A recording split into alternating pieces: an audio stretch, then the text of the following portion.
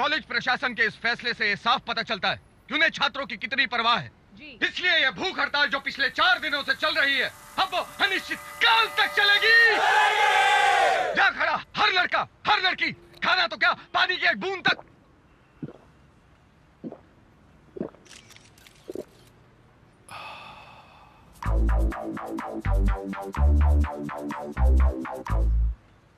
Pepsi थी यार, P गया।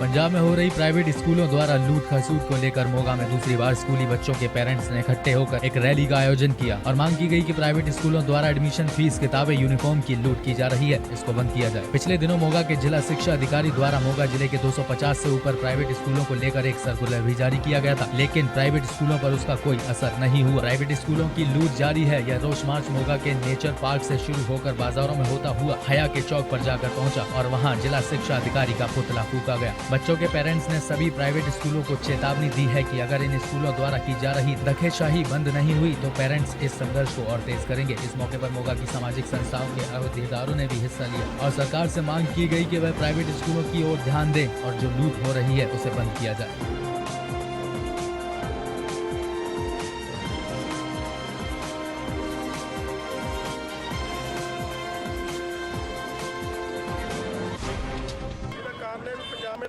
प्राइवेट स्कूलों वालों बहुत ज़्यादा लुੱਟ ਖਸੁੱਟ ਕੀਤੀ ਜਾਂਦੀ ਮਾਪਿਆਂ ਦੀ। ਇਸ ਤੋਂ ਇਲਾਵਾ ਜਿਹੜੇ ਸਰਕਾਰੀ ਅਦਾਲਤੀ ਹੁਕਮ ਹੁੰਦੇ ਆ ਤੇ ਸਰਕਾਰੀ ਹੁਕਮ ਹੈ ਉਹ ਲਾਗੂ ਕਰਾਉਣ ਦੇ ਵਿੱਚ ਡੀਓ ਸਾਹਿਬ ਪੂਰੀ ਤਰ੍ਹਾਂ ਸਫਲ ਰਹੇ ਆ।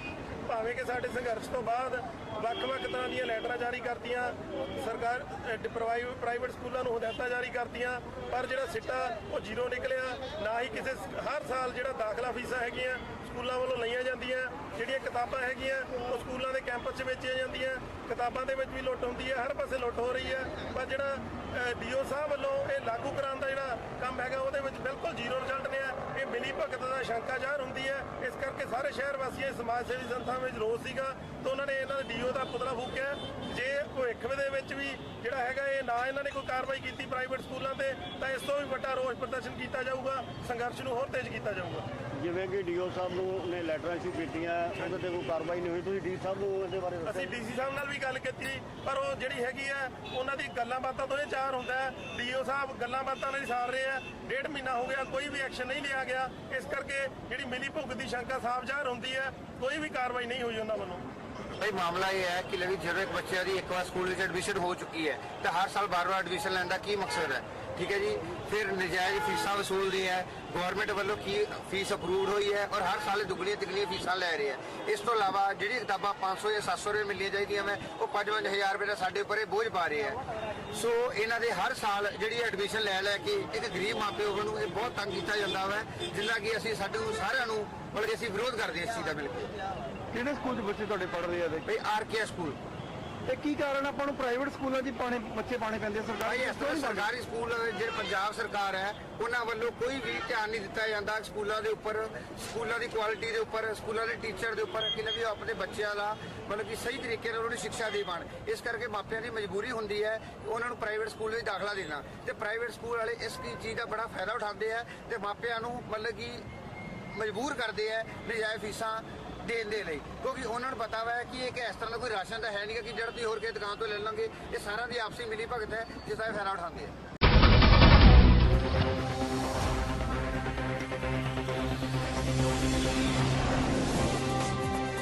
अवैध संबंध के चलते एक पति ने अपनी पत्नी को जलाकर मौत के घाट उतारा। छोटे भाई के गुजर जाने के बाद उसकी पत्नी से चल रहे अवैध संबंधों को लेकर जुल्फिकार नामक एक शख्स ने अपनी ही पत्नी को आग के हवाले कर दिया। जब पीड़िता की बच्ची सांसें चलती रही तो उसे इलाज के लिए दिल्ली ले जाने के बहाने घुमाता रहा ताकि वो किसी को बयान न दे सके। इस बात का पीड़िता के परिजनों को पता चला तो परिजनों ने मुगलपुरा थाने में तहरीर दी और हत्या का आरोप लगाया। मामले में थाना मुगलपुरा पुलिस ने 498 और 306 के तहत रानी के पति जुल्फिकार और उसके जीजा के खिलाफ मुकदमा दर्ज कर लिया है और पोस्टमार्टम करवाकर शव परिजनों के हवाले कर दिया है।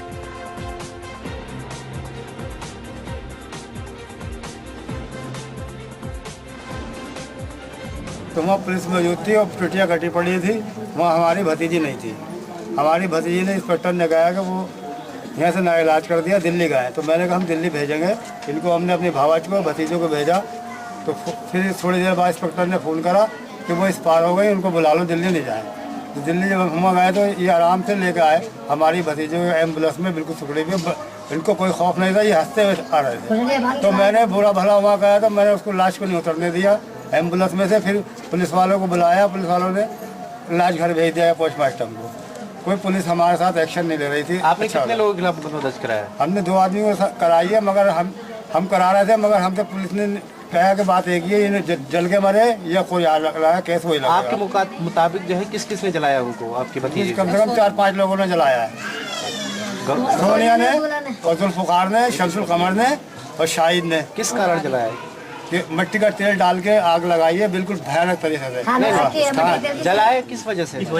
इसकी वजह ये थी कि वो शादी करना चाह रहा था, इसको समझता नहीं था। तो दूसरी शादी करना चाहता? हाँ, दूसरी शादी अपनी भावच के साथ में। उसका भाई मर चुका था, ये अकेली थी। उसके 4 बच्चे हैं, इसके 2 बच्चे हैं। ये गरीब घर की बच्ची है। वो कहाँ की घटना है? घटना कहाँ की है? घटना आई मुगलपुरी थाने की अब्बासी मस्जिद। ये हुआ है 4 बच्चे को अम्मा से निकाह कर रहे थे।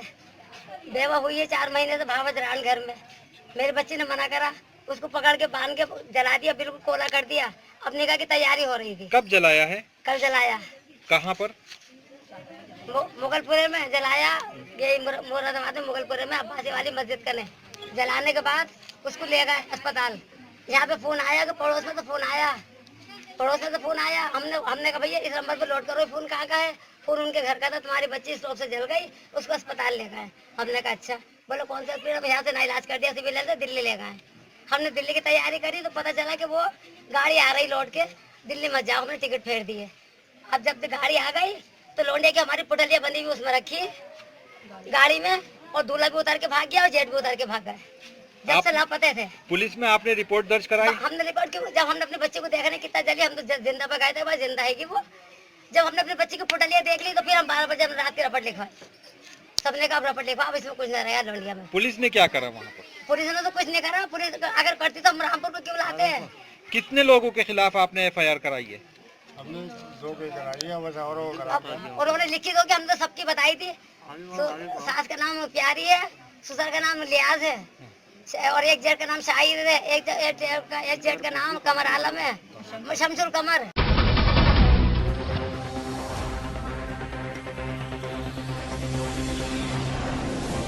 शिरोमणि अकाली दल के सुरेंद्र सिंह खुराना और मलकियत सिंह राजू की तरफ से पार्टी मीटिंग का आयोजन सुल्तान बेड रोड अमृतसर में किया गया। इस अवसर पर खुराना की तरफ से अकाली दल के भाई राम सिंह को सम्मानित भी किया गया। इस अवसर पर भाई राम सिंह ने कहा कि अकाली भाजपा सरकार की ओर से विकास के कार्य किए जा रहे हैं और इस इलाके में जो भी विकास के काम होने वाले हैं वह उनको पूरा करवाने के लिए और जो मुश्किलें इलाका वासियों को आ रही हैं उसके लिए सरकार से मदद की गुहार की कोशिश करेंगे। इस अवसर पर हरपाल सिंह, सनी सहोता, किशन कुमार, इंद्रपाल सिंह आदि गणमान्य लोग उपस्थित रहे।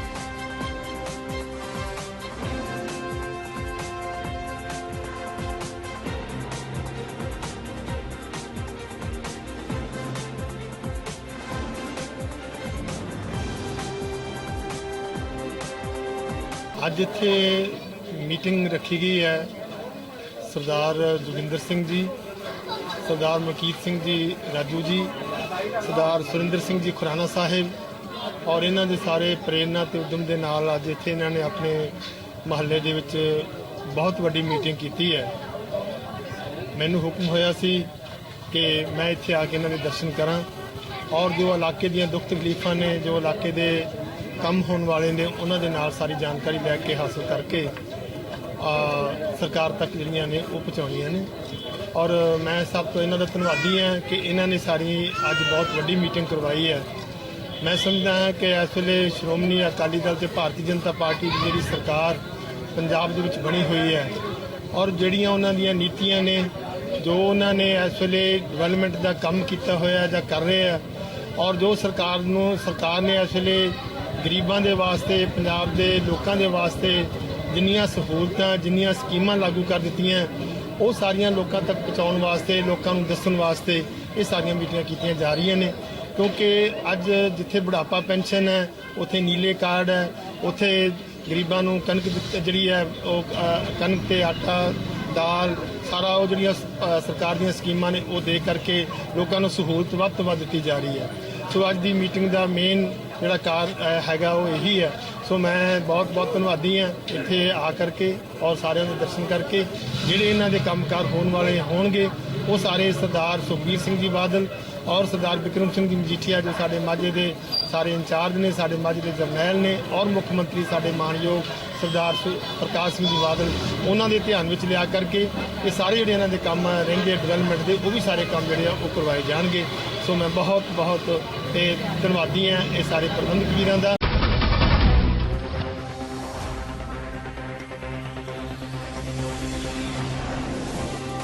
शाहजहांपुर सदर बाजार इलाके में देर रात जब दुकानदार अपनी दुकानें बंद कर अपने घरों में लौट रहे थे, तभी दुकानदार जुबैर खान पर कार पर सवार होकर आए 4 लोगों ने तमंचे से फायर किया, जिसमें 2 गोलियां दुकानदार को लगी। उसके बाद भी हमलावरों के हौसले इतने बुलंद रहे कि कार से उतरकर घायल को तमंचों की बटों से पीटा और एक फायर और किया जो दुकानदार को नहीं लगा। गोली और जुबैर के चीखने की आवाज सुनकर जब राहगीर दौड़े तो हमलावर उसे लहूलुहान अवस्था में छोड़कर भाग गए। राहगीरों की मदद से जुबैर को एक निजी अस्पताल में भर्ती कराया गया। हाँ, देर रात उसका ऑपरेशन कर गोलियां बाहर निकाली गई। घायल की हालत अभी भी चिंताजनक बनी हुई है। घटना की सूचना पर पुलिस अधीक्षक मनोज कुमार, अपर पुलिस अधीक्षक राजेश कुमार व सदर कोतवाली चौक पुलिस भी मौके पर पहुंची। पुलिस अधीक्षक मनोज कुमार ने बताया कि रात करीब 9:30 बजे जब दुकानदार जुबैर अपनी दुकान बंद करके घर जा रहा था, तभी थाना सिंघौली क्षेत्र के हिस्ट्री शीटर निकुंज गुप्ता उर्फ बिलायती व उसके भाई अनिल, सोनू और चिंटू ने उस पर जानलेवा हमला किया, जिससे उसके पेट और सीने में 3 गोली लगी है। घटना के पीछे जुबैर की गिफ्ट की दुकान पर 2 दिन पूर्व विवाद होना बताया जा रहा है। वहीं पुलिस द्वारा अपराधियों की तलाश में दबिश दी जा रही है।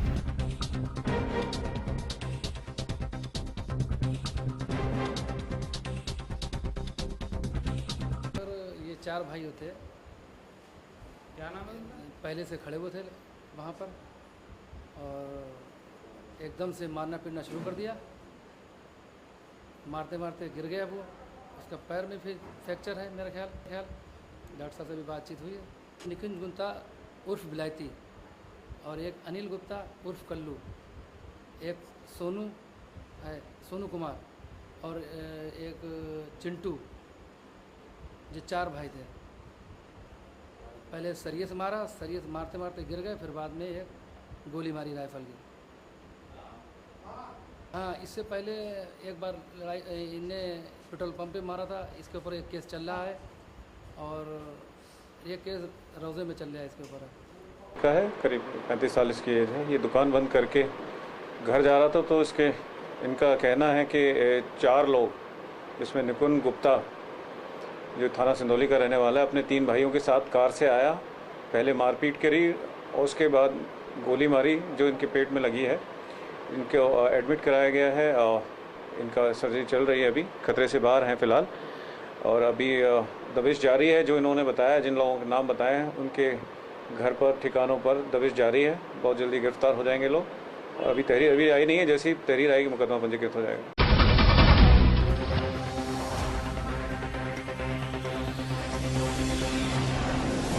पंचकुला सीआईए को मिली बड़ी कामयाबी। पंचकुला पुलिस ने आईपीएल मैच में करोड़ों का सट्टा लगाने वाले एक गिरोह का भंडाफोड़ किया है। पुलिस ने पकड़े गए 4 आरोपियों से 24 मोबाइल, 3 लैपटॉप, 17,500 रुपए नकद और करीब करोड़ों रुपए का सट्टा लगने का रिकॉर्ड बरामद किया है। पुलिस अधिकारी अनिल धवन ने बताया कि पंचकुला के हिमशिखा के एक मकान में सट्टा लगाया जाता था। पुलिस अधिकारी ने बताया कि हरियाणा के भिवानी जिले के रहने वाले उमाशंकर, धर्म सिंह, सुरेश कुमार और राजकुमार लंबे समय से इस काम को कर रहे थे। आईपीएल के मैचों में करोड़ों का सट्टा लगाने के आरोप में पंचकुला सीआईए 1 पुलिस ने 4 लोगों को गिरफ्तार किया है। पुलिस ने बताया कि गुप्त सूचना पर उन्होंने पंचकुला के हिमशिखा के मकान पर रेड कर 4 लोगों को आईपीएल मैच का सट्टा लिखते हुए गिरफ्तार किया है।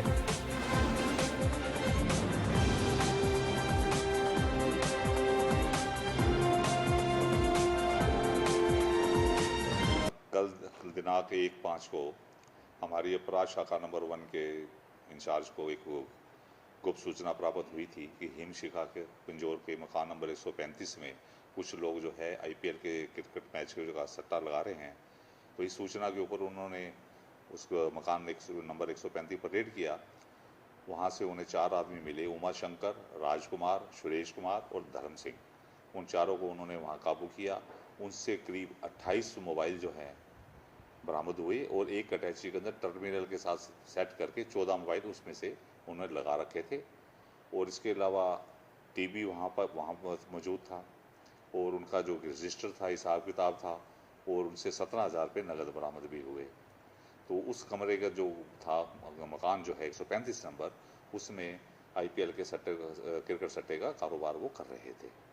उनका जो रजिस्टर जो हमने चेक किया तो उस रजिस्टर के मुताबिक जो है करीब 67,50,000 रुपये का उसमें जो है लेन देन का जो है हिसाब किताब उसमें पाया गया है।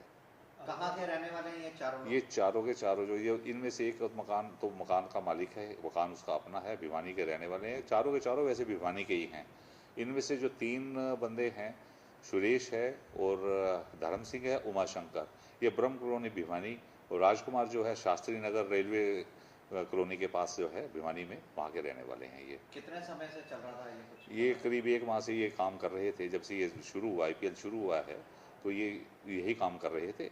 तो जिनको हमने गुप्त सूचना के आधार पर जो हमने उनको काबू कर लिया है। कोर्ट में पेश किया गया? आज कोर्ट में पेश करके उनका रिमांड हासिल कर रहे हैं उनका, वैसे आगे मजीद इनसे पूछताछ करेंगे कि इनका नेटवर्क कहाँ कहाँ तक। बैकग्राउंड क्या है इन लोगों की, कुछ पता चला?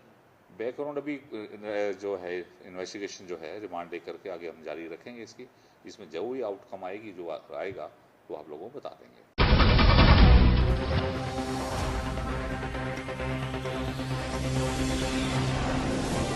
राजस्थान पुलिस द्वारा एक दिन के लिए पुलिस कमिश्नर बनाए गए गिरीश अपनी जिंदगी की जंग हार गया। उसने रात 10 बजे दिल्ली में दम तोड़ दिया। क्रोनिक किडनी डिजीज से जूझ रहे गिरीश का सफल इलाज गुड़गांव के मेदांता मेडिसिटी में हुआ था। उसको किडनी उसकी मां ने दी थी, लेकिन वो इस बीमारी से बच नहीं सका और जिंदगी की जंग हार गया। गिरीश का शव मंगलवार को अपने घर से सिरसा में लाया गया, जहाँ उसका अंतिम संस्कार कर दिया गया। गिरीश की मौत के बाद उसके पिता ने एम्स प्रशासन पर गिरीश का इलाज ठीक ढंग से न करवाने के आरोप लगाए हैं। दरअसल राजस्थान की संस्था मेक अ विश ने गिरीश की पुलिस कमिश्नर बनाने की ख्वाहिश को पूरा करवाया था। राजस्थान के अस्पताल में दाखिल गिरीश को इस संस्था ने पुलिस के साथ मिलकर 1 मई को एक दिन का पुलिस कमिश्नर बनवाया था। गिरीश के पिता जगदीश ने बताया कि गिरीश की बचपन से ही पुलिस अधिकारी बनने की इच्छा थी। वह पढ़ाई में होशियार था और 3री कक्षा में पढ़ता था। कहा जा रहा है कि इस बच्चे की दोनों किडनी खराब थी।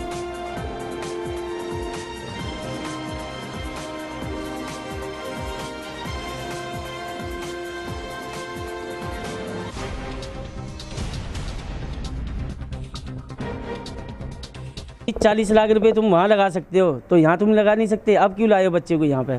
तो मैं डॉक्टर साहब से मैंने हाथ जोड़े, पैर छुए उनके, फिर भी वो नहीं माने। उनको हम कुछ नहीं कर सकते इसमें। वो हॉस्पिटल था ये वो क्या नाम है, एम्स में, जे के रोड, ये दिल्ली। लापरवाही नहीं हुई है, बहुत ज़्यादा लापरवाही हुई है जी। मेरे बच्चे को देख रहे थे कि इसकी डेथ होने वाली है, उन्होंने मुझे घर से वहाँ से हॉस्पिटल से बाहर निकाल दिया। अब बोलते हैं कि मैं पुलिस बुलाता हूँ, आपको जब बंद करवाएंगे यहाँ से, जब जाओगे आप बच्चे को, आप अपनी जिम्मेदारी पे लेके जा रहे हो ना, तो आप ही जिम्मेदार हो गए। तो मैंने आप पुलिस बुलाई, मैं यहीं बैठा हूँ। वो किडनी का पेशेंट था जी, उसकी किडनी मम्मी ने दी थी, एक किडनी से वो पड़ी हुई है। आज वो रो रो के उसकी पागल हो रही है।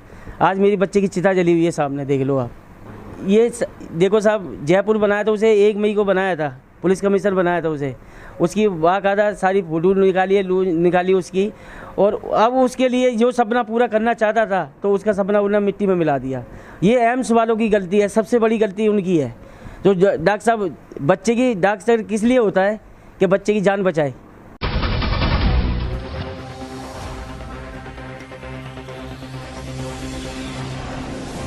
श्री मुक्तसर साहिब के गांव भंगचड़ी में गेहूं की नाड़ को एक किसान की तरफ से लगाई आग की लपेट में पिता पुत्र आ गए। आग की लपेट में आए पिता और पुत्र के झुलसने से दोनों की मौत हो गई। परिजनों ने मामला दर्ज करके कार्रवाई और मुआवजे की मांग की है। सरकार की तरफ से समय समय पर हदायता जारी करके किसानों की नाड़ को आग न लगाने की हदायता जारी की जाती है। नाड़ी को आग लगाने से जहाँ प्रदूषण में विस्तार होता है, वहाँ धरती की उपजाऊ शक्ति भी घटती है। कई बार किसानों की तरफ से लगाई गई नाड़ को आग किस तरह से जान का जोखिम बनती है, ऐसी घटना श्री मुक्तसर साहिब के गाँव भंगचड़ी में सामने आई। गांव भंगचड़ी में 2 मजदूर पिता और पुत्र खेत में भूसा बनाने का काम कर रहे थे। इस दौरान पास के खेत में एक किसान ने आग लगा दी। किसान द्वारा लगाई गई आग से पिता और पुत्र दोनों झुलस गए। मामले में गांव वासियों ने आग लगाने वाले किसान पर मामला दर्ज कर मुआवजे की मांग की है।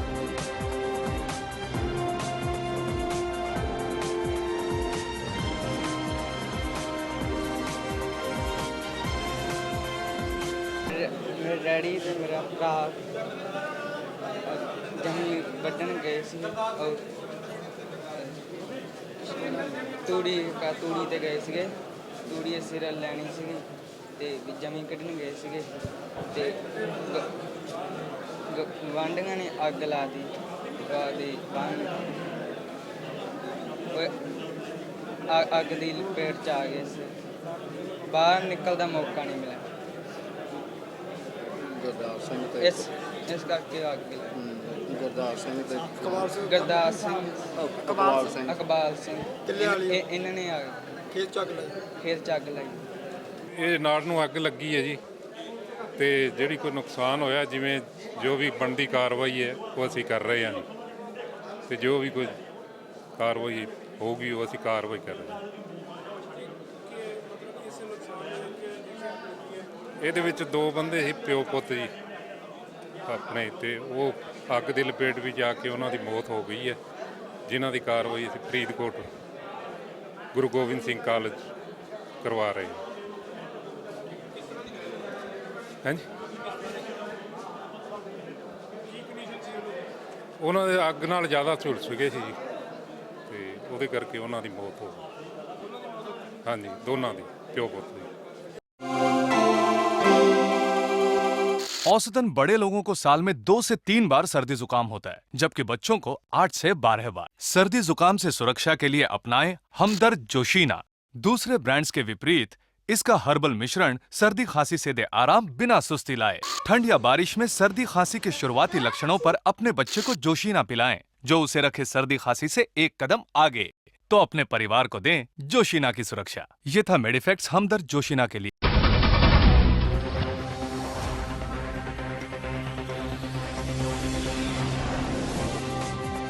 गीदड़बाहा के बाबा नाथूराम के समीप मकान में किराए पर रहते एक नौजवान ने फांसी लगाकर अपनी जीवन लीला समाप्त कर ली। पुलिस ने शव को कब्जे में लेकर पोस्टमार्टम के लिए अस्पताल में भेज दिया और आगे की कार्रवाई शुरू कर दी है। कहा जा रहा है कि विनू कुमार मार्कफेड की फैक्ट्री में काम करता था। जानकारी के अनुसार विनू कुमार घर में अकेला था। विनू की माता सरदूलगढ़ से वापस घर आई तो उसने देखा घर का कमरा अंदर से बंद था, और जब उसने दूसरे कमरे की खिड़की से झांक कर देखा तो अपने बेटे को फांसी पर लटका पाया। इस घटना की सूचना मिलते ही थाना गीदड़बाहा SHO अपनी टीम के साथ वहां पहुंचे और शव को कब्जे में लेकर पोस्टमार्टम के लिए भेज दिया और आगामी कार्रवाई शुरू कर दी।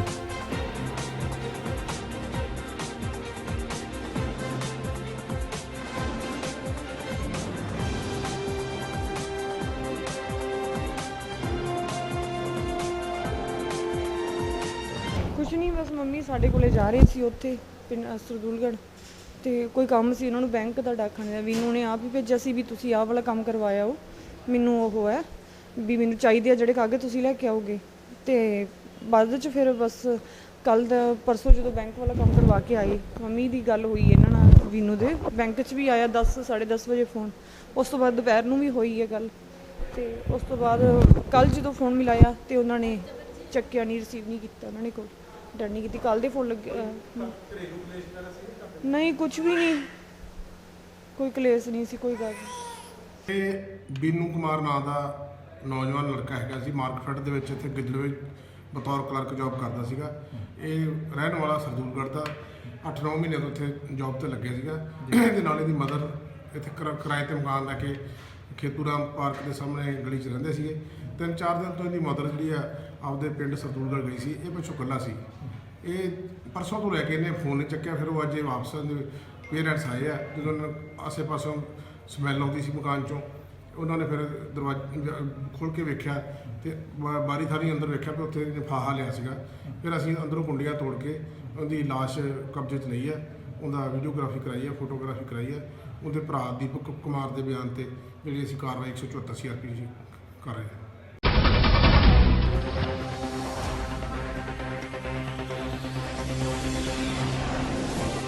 यूपी के संत कबीर नगर जिले में 6 साल के मासूम शुभम के केस में पुलिस की लापरवाही उजागर होने पर जनता ने लगाया SORD मौर्य पर रिश्वत लेने का आरोप। गुस्साई जनता ने आज धनगटा चौराहे पर किया धरना। इस दौरान यातायात भी हुआ था। वहीं पुलिस के खिलाफ भी जमकर नारे लगाए और कहा कि पुलिस की गुंडागर्दी नहीं चलेगी। व्यापारियों ने भी जनता का समर्थन कर व्यापार मंडल के अध्यक्ष उदय राज अग्रहरी ने व्यापारियों से निवेदन करके दुकान बंद करवाई और खुलकर जनता का साथ दिया। वहीं मौके पर पहुंचे CO BK श्रीवास्तव ने हालात पर काबू पाया और जनता को यह आश्वासन दिया कि मुलजिम 24 घंटे के अंदर गिरफ्तार किया जाएगा।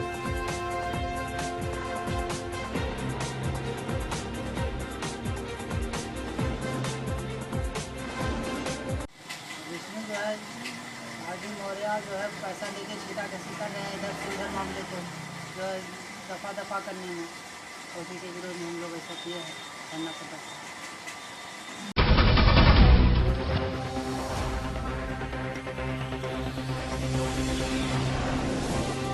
जहां एक और राज्य और केंद्र सरकारों के द्वारा शिक्षा को बढ़ावा देने के लिए लाख प्रयत्न किए जा रहे हैं, लेकिन यह प्रयत्न फीके पड़ते नजर आ रहे हैं। यह वो विद्यालय है जहां स्कूल के समय में नन्हे मुन्ने बच्चों से श्रमिक का कार्य करवाया जाता है। इसकी जानकारी संबंधित अधिकारी से ली गई तो उन्होंने मामले को टालना मुनासिब समझा। उधम सिंह नगर की तहसील बाजपुर के ग्राम राजकीय प्राथमिक विद्यालय गुलडिया में भवन निर्माण का कार्य चल रहा है। भवन निर्माण के लिए आई देता बजरी को किराना लगाने के लिए मजदूरों की जरूरत पड़ती है, लेकिन इस विद्यालय के गुलजनों के थोड़े से लालच के चलते नन्हे मुन्ने बच्चों से मजदूरी करवाई जा रही है।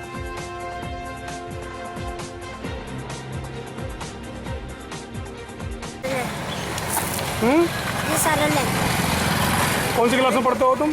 5 में। तो कितने बच्चे थे जब तुमने बजरी उठा कर डाली थी? जी 10 थे। क्या करा था तुम लोगों ने? बजरी उठा कर डाली थी। कहाँ पर? और क्या क्या काम करते हो? जी ऐसे पानी में चढ़वाते हैं। सुबह को स्कूल आते हो झाड़ू भी लगवाते हैं? ये हमसे नहीं लगवाते जी, लड़कियों से। लड़कियों से? स्कूल की लड़कियों से काम करने वाली होती है? स्कूल के बच्चों से टीचर काम करवाते हैं? ऐसे सब कह देते हैं। जैसे कि आपने विजुअल दिखाए हैं, आप ही के द्वारा मैटर संज्ञान में लाया गया है, क्योंकि प्राथमिक विद्यालय है तो वहाँ तो टीचर्स का ही दायित्व बनता है कि बच्चों को प्रॉपर एजुकेशन दें, और अगर अनावश्यक रूप से लेवल चार्ट के रूप में काम करवाया जा रहा है बच्चों से तो इसमें स्ट्रिक्टली एक्शन लिया जाएगा और आपके द्वारा संज्ञान में लाया गया है तो इमीडिएटली इसको चेक करवाया जाएगा।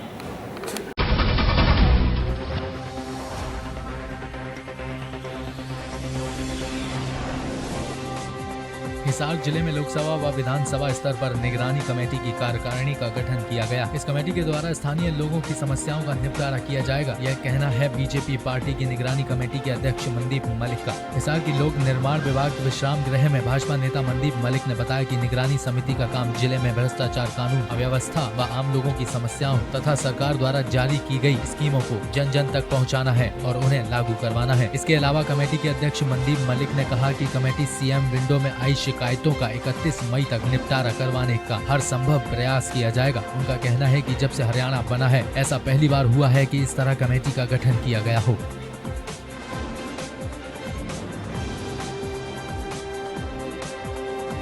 हर काम की निगरानी, क्योंकि नाम ही निगरानी समिति है, चाहे वो काम हो चुके हैं, चाहे वो काम इन प्रोग्रेस है और चाहे वो काम आने वाली स्कीम में है, तीनों तरह के कामों की सूचियां हमारे पास सीएम हाउस से निगरानी समिति की लोकसभा के सदस्य के नाते आएगी और हम हर विधानसभा अनुसार उन सूचियों को उनको देंगे और जो काम पूरे हो चुके हैं, जो काम प्रोग्रेस में है, उन सब कामों के ऊपर सही तरीके से सही काम हो, गुणवत्ता काम हो, जो प्रदेश की हमारी सरकार चाहती है, उसको हम निगरानी रखेंगे। हमारा सबसे बड़ा यही काम रहेगा।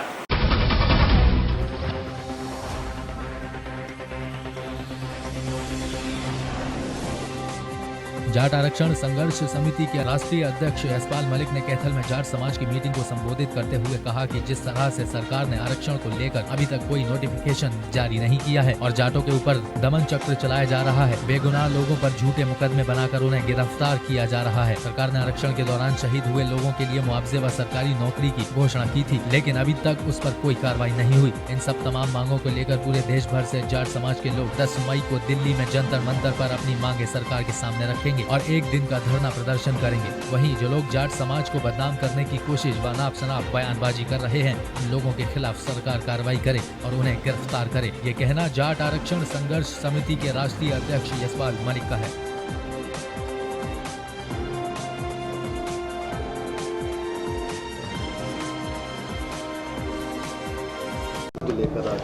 आज जो कैथल में बैठक का आयोजन किया गया 10 मई को जंतर मंतर पर जो 1 दिवसीय धरना, उसकी तैयारियों के लिए, उसके जो मुद्दे हैं उन पर बात करने के लिए, जिस तरह से हरियाणा में सरकार लगातार अत्याचार कर रही है और जिस तरह की दमन नीति जाट जाति के प्रति अपनाई गई है, ऐसा लगता है कि सरकार जो है जाट जाति के साथ लगातार अत्याचार कर रही है और उसी के खिलाफ 1 दिन का धरना जंतर मंतर पर रखा गया है। पूरे देश के जाट आएंगे और अगर इसी तरह का दमन चक्र हरियाणा सरकार चलाती रही, जिस तरह से बेगुनाहों को जेल में डालने का, झूठे मुकदमे दर्ज करने का, और आरक्षण का भी अभी नोटिफिकेशन न करने का, केंद्र के आरक्षण के मुद्दे को लेकर दोषी सरकारी अधिकारी, कर्मचारी और जो दोषी राजनीतिक दल के नेता थे उनके खिलाफ न कार्रवाई करके बेगुनाह लोगों को फंसा जा रहा।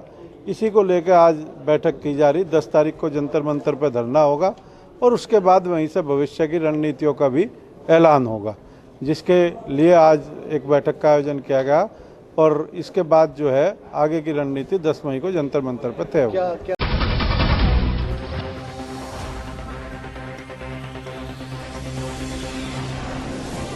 एटीएम हैक करके चोरी करने वाले गैंग के 3 लोगों को पुलिस ने सूचना पर थाना हाथरस गेट क्षेत्र के लहरा रोड से गिरफ्तार किया है। बदमाशों के पास से एक तमंचा, 2 चाकू, तकरीबन 8,500 रुपए नगद बरामद किए हैं। वहीं पकड़े गए बदमाशों ने बताया कि उनके गैंग में करीब 10 लोग हैं जो कि लोगों के एटीएम बदलकर रुपए उड़ाते हैं। वहीं पुलिस द्वारा बताया गया कि पहले भी पकड़े गए बदमाश एटीएम लूट के मामले में जेल जा चुके हैं। फिलहाल पुलिस इनके साथियों की तलाश कर रही है और पकड़े गए 3 बदमाशों को गिरफ्तार कर जेल भेज दिया है।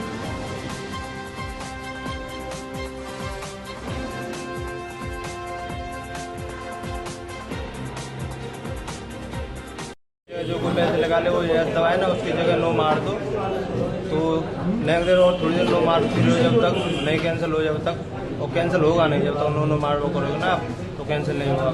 फिर वो ग्राहक चला है यस दबा दो या साइड वाला बटन वो दबा दो तो उससे वो हो जाएगा कि सिस्टम होगी भी डेटा रहेगा। फिर करेक्ट मार वो करो तो कोई टेंशन नहीं। किसने सिखाया था तुम्हें? सर जी गाँव के लड़के थे। कितने और लड़के हैं? बंडी। कितने लोगों का ग्रुप है? 8-10 लोग आ गए। ये लोग कहाँ से सीख के आए सब चीजें? सर ये इधर से सीखे दिल्ली में। तो यही काम करते थे बस? कितना पढ़ा लिखा है? मैं नहीं 8-9 तक पढ़ा। टेक्निकल माइंड है 8-9? मैं तो सर जी संघ के लड़कों के साथ रहता हूँ, मैं नहीं करता। कितने लोग हैं तुम्हारे गैंग में? कितने लोग हैं गैंग में तुम्हारे? इसमें ये गैंग हमारे थाना हाथरस गेट पड़ा है। ये एटीएम पे जा करके साइन करके किसी का एटीएम नंबर साइन करके पैसा निकाल लेते हैं। इनके खिलाफ 3 मुकदमे लिखे गए हैं और ये 3 अरेस्ट हैं, 2 भागे हुए हैं। अब कार्रवाई की जा रही है। सर और भी क्राइम है सर उनके? क्राइम तो बहुत ही किया होगा। अब इनके 3 क्राइम तो हमारे हैं इनके साथ।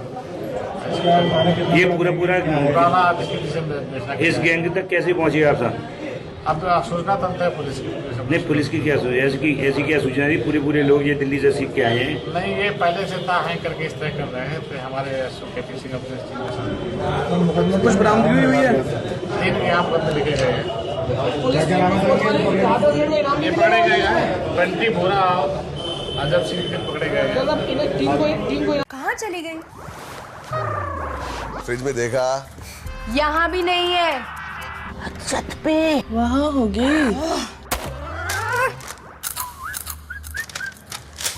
मिली क्या? जरूर इसी ने खोई होगी। आपको नहीं मिलता क्या? जाके ढूंढना होगा। ये हमारी बात है, खोई थी अब मिल गई।